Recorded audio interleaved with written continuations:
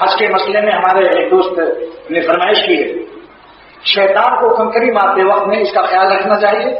کہ جو اس کا دائرہ ہے کنکری اس میں گرے، اور شیطان کے پتھر کو زور سے نہ مارے، کیونکہ پتھر کو مارنے سے کنکری چھٹک جاتی ہے اور دائرے سے باہر خارج گرتی ہے، جس سے کنکری ادا نہیں ہوتی۔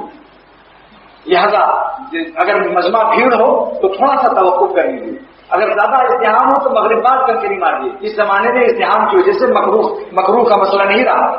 اور شریعت کے کیا احسان ہے اللہ تعالیٰ رحم الرحمین ہے کہ یہ 5 دن کی راتیں جو ہیں وہ دن کی تابع ہیں۔ آج کل اگر دن ختم ہو جائے، سورج ڈوب جائے تو دوسرا دن لگ جاتا ہے چاند کے لحاظ سے، لیکن وہ 5 دن 8 9 10 11 12 جو حج کے ہیں اللہ تعالیٰ نے راتوں کو دن کی تابع کر دیا، یعنی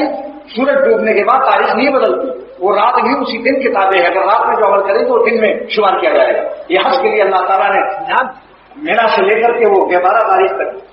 تو اس لیے اگر رات میں جہاں ایام حج یہاں کے لیے نہیں، وہ ایام حجی کے لیے حج کر رہا ہوں، ایام حج کے لیے، تو اس لیے اگر زیادہ ازدحام ہو، اب میں آپ کو بتاؤں جب ایک دفعہ حج میں مفتی صاحب جامع العلوم کانپور کے جوان تھے، وہ انہوں نے کہا میں تو افضل وقت پر کنکری مارنے جاؤں گا، سوال کے وقت میں پہلا 10ویں تاریخ کو۔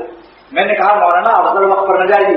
اتنا مجمع ہوگا کہ آپ کلمہ پڑھنے لگیں گے، آپ کی گردن دب جائے گی، آپ کو سودانی لوگ ڈانگ لیں گے، زمین پر پیر بھی نہیں ٹکا ہوگا، مگر نہیں مانے۔ کہا میاں ہم بھی انسان ہو گئے، انسان ایک ہی جائے، چلے گئے۔